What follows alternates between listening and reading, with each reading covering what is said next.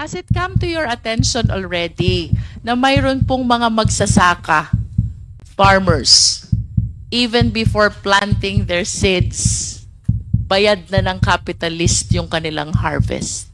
Wala na pong kapangyarihan ang isang farmer na magpresyo ng kanyang palay if at the very first place, hindi pa naitatanim, bayad na ang harvest.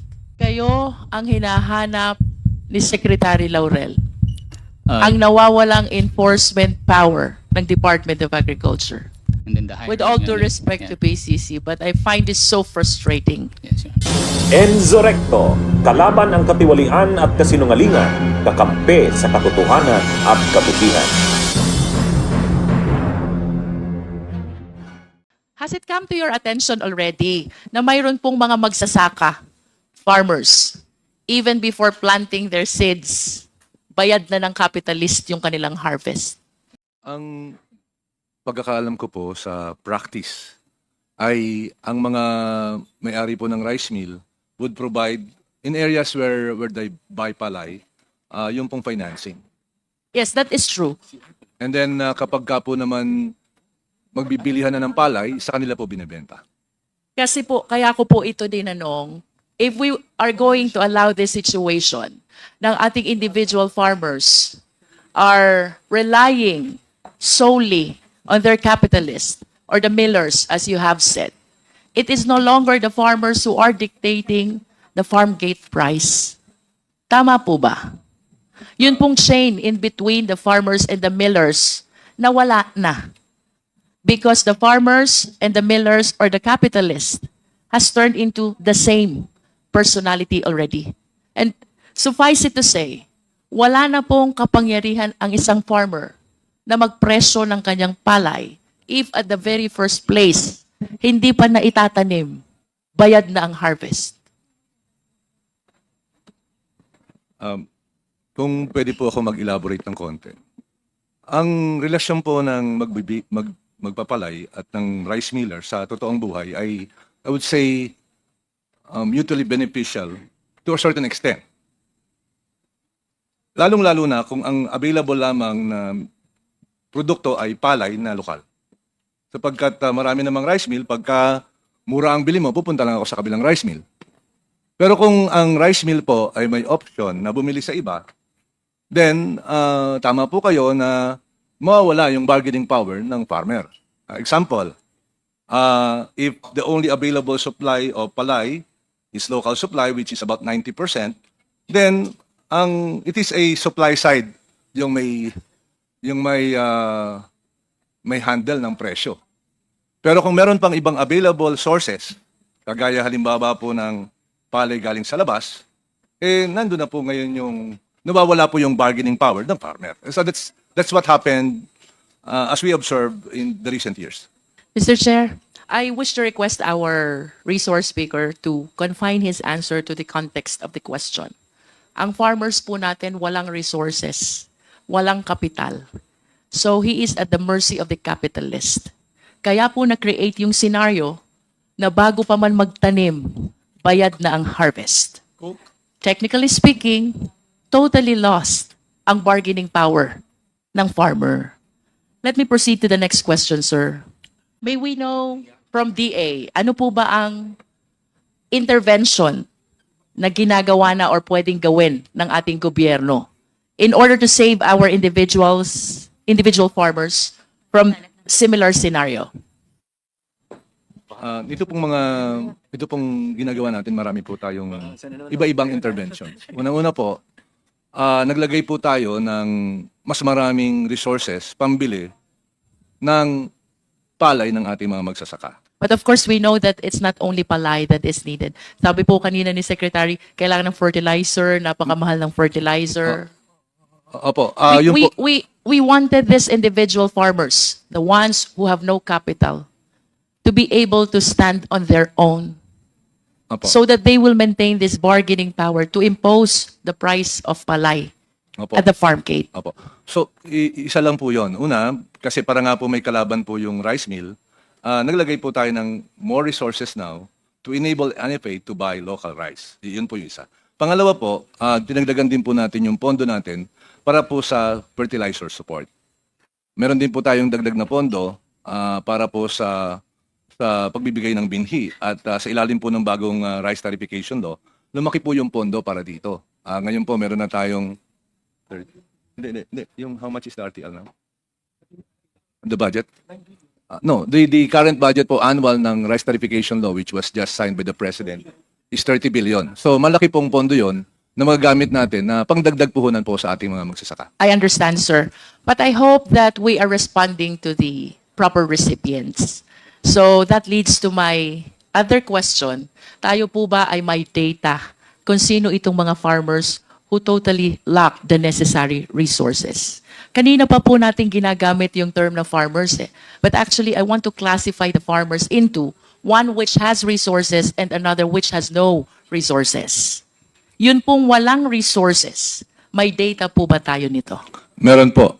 Yun nga po, makaklasify natin po yung rice farmer. Ang tawag po kanina ni Secretary, strong rice farmers and those who are weak. Weak. Apo. So yun po yung ginamit na term. And so mahalaga po yung targeted intervention because our limited resources, as I mentioned already kanina, should be focused helping the farmers who needs help. Those who are relatively, for lack of better term, weaker than the stronger ones. And may I ask, ilang percent po ba yung weak farmers ng total farmers? Sa ngayon po, ma'am, Mr. Chair, to be perfectly honest with you, we do not have those numbers. But that is why our program now is focused on what we call getting granular information from the ground. This is... PSA, are you here? Wala na PSA? Yes, Mr. Chair. How many farms have Farmers. more than 3 hectares? How many farmers have more than 3 hectares? We have to check the data from. Kala ko nandyan yan sa mga ganun mo. We have to check the data with the Census of Agriculture and Fisheries, Mr. Chair. But for the surveys, we don't have that data. Because that would clearly delineate who are the small farmers and the weak farmers. Anyway, since you don't have it, you can continue. Huwag ka lamang bola, ha? No, sir. This is truly... kaya nga po, ang you keep mapapansin... using adjectives. Mapapansin po nyo... Why don't you just describe them by their Mr. Chair. quantitative and empirical, ano? Yes. Kaya nga po, ang aming pong support ay nakalimitado po doon sa mga maliliit ang lupa. Yun. So, kaya rin po, ang rice farmer po ay 2 hektarya pababa, doon po binibigay yung mga suporta. Hindi po sa lahat. Sir Chair, this is actually a question. Does it necessarily follow na kapag malaki yung lupa, strong farmers sila? At kapag maliit ang lupa, weak farmers sila? That is one of the parameters. Kasi po minsan po, hindi po yun lamang ang basihan. Kasi halimbawa, malapad yung lupa mo, kaya lang yung lupa mo walang irigasyon.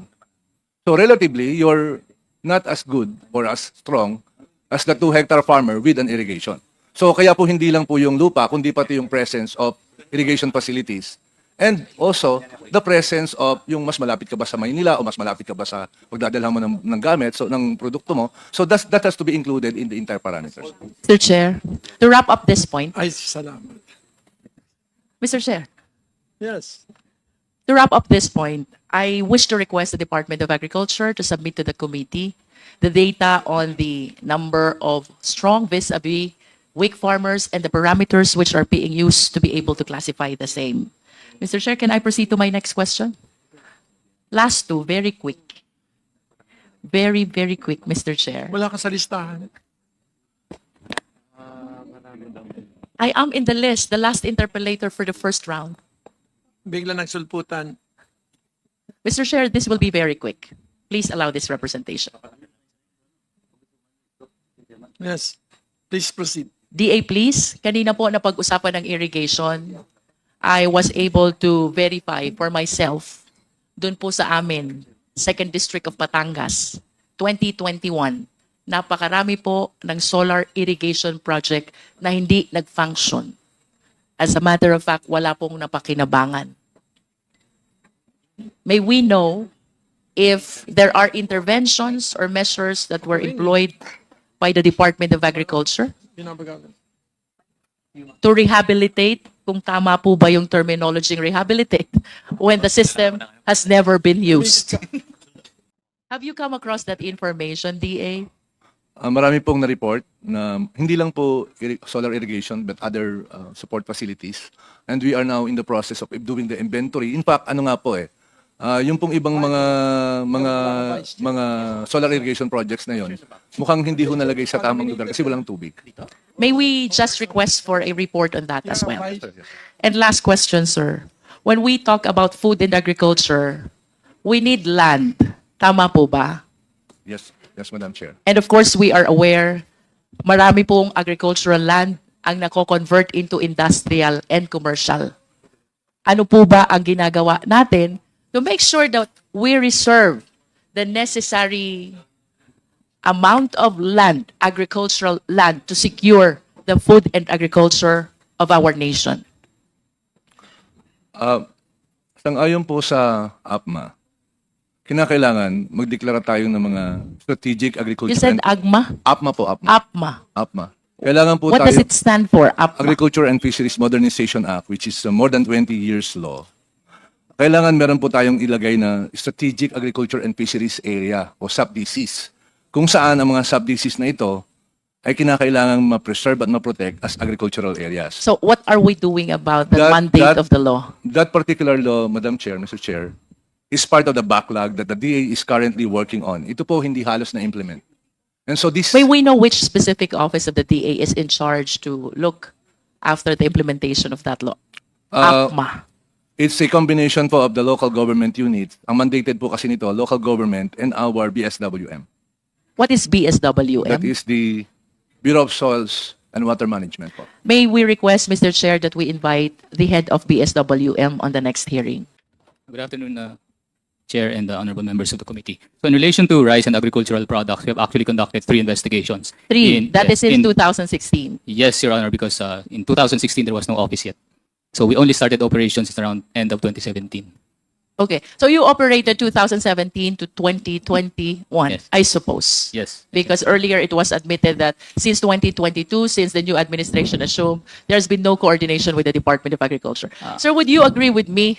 Kayo ang hinahanap ni Secretary Laurel, ang nawawalang enforcement power ng Department of Agriculture. Qualified, yes, Your Honor, because if it comes to competition matters, that would be us. But if it's about pricing, regulation, registrations, licensing, that's beyond But our of course, you jurisdiction. will agree with me that the pricing and the licensing has something to do as well with the prevalence of cartel, rice cartel in the It has- Philippines, to be specific. It contributes, Your Honor, but we don't have that licensing power.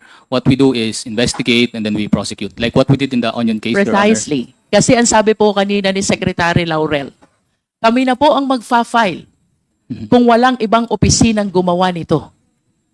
Ibig sabihin, the DA is very much challenged in as far as the necessary quasi-judicial power is concerned. And only to realize later na mayroon palang Philippine Competition Commission.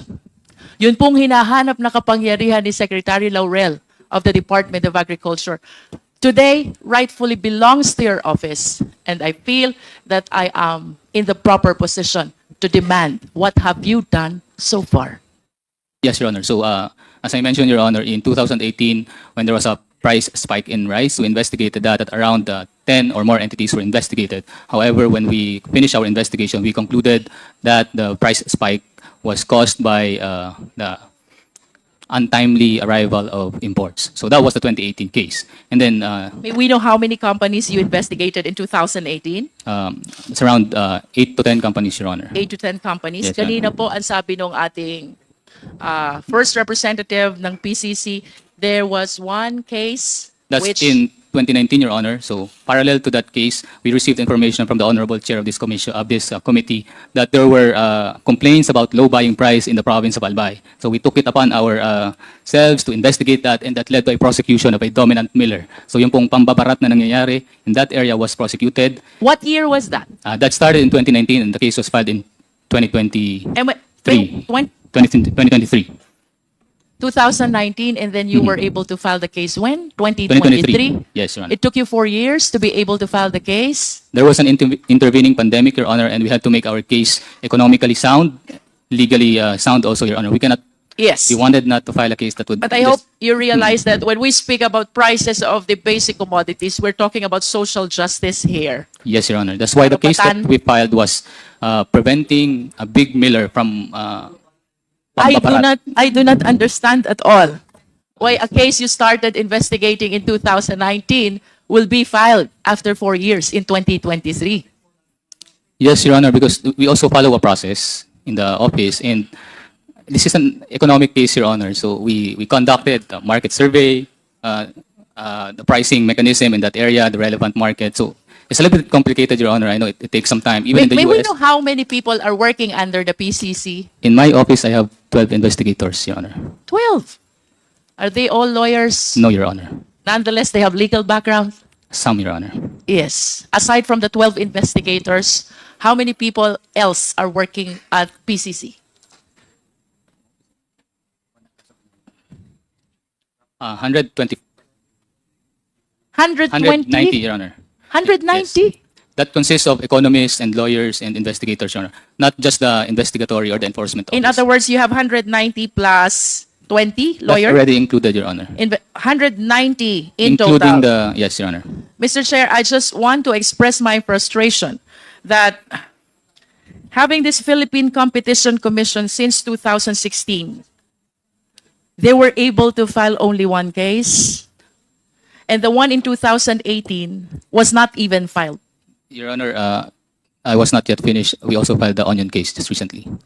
So how many cases all in all? In relation to agriculture, we have 3 cases that was concluded, and 2 led to a filing of Ito po bang of onion cases. case na sinasabi nyo is as an offshoot result of the inquiry in aid of legislation that was conducted also by the Committee on Food and Agriculture? That was in relation to that, Your Honor. So when it I happened, wonder if the Congress did not initiate that investigation, if you will be pursuing those onion smugglers. at that time, Your Honor, when the Food and Agri Committee conducted the investigation, we were also already conducting the investigation. So can you please give us a summary? Total number of cases you filed since 2016. I can only answer for the enforcement office, Your Honor, around Why? Is there any other office under Yes, Your PCC Honor. which filed cases? the Mergers and Acquisitions Office also reviews Mergers and Acquisitions Acquisition Office. But I don't think that that has something to do with the rice cartel. It does, Your Honor, if it comes to mergers, Your Honor. Yes, but this does not pertain to the merger and consolidation. Tama ba? Not, Your Honor. We're talking about price Yes, Your Honor. manipulation here. So in as far as cases related to price manipulation, cartels are concerned, ilan po in total ang We have 10 naifile? cases, Your Honor. 10 cases. And you've been in operation since 2016. Office was started in 2016, and then the rules in 2017, and then the With hiring all and due then- respect yeah. to PCC, but I find this so frustrating. Yes, Your Honor. And if I may add, the PCC should be proactive. You should be reaching out to the Department of Agriculture because you know for a fact that you have the mandate to address the uncontrollable prices of basic commodities. Tama po ba? Yes. Do you confirm that? And without this investigation, you will not be able to coordinate for the very first time with the Department of Agriculture under the new administration, as earlier represented. Kung hindi po nag-umpisa ang imbestigasyon na ito, magkakaroon po ba kayo ng oportunidad or initiative na makipag-coordinate sa DA pertaining to the continuing price increase of rice, to be particular? Actually, Your Honor, even before this, we are already talking to the DA, especially my office, the enforcement office. So we have been talking to Yusek Asis Perez. We actually wanted to talk to them Because- earlier, Your Honor. If you were listening to Secretary Laurel kanina, he's sounding so helpless about having no enforcement power with respect to the price control when you have this Philippine Competition Commission which even have this quasi-judicial power. So I hope you realize how huge the power that was given by the law to PCC is. You should be at the forefront of this challenge that the Philippine government is facing right now. Do you confirm that? Yes, Your Honor. And So- we will, Just to wrap up, Note Mr. Chair, my questions with the PCC.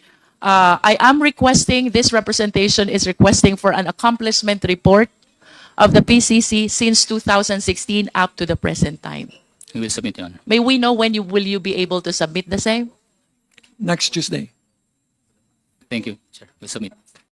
Bunyog, bunyog, halikan na kasama ka. Bunyog, kapag buklod ay may pag-asa. Luzon, Visayas, Mindanao, isa ang pananaw. Sa bagong Pilipinas ang bunyog isisigaw. Bunyog, bunyog.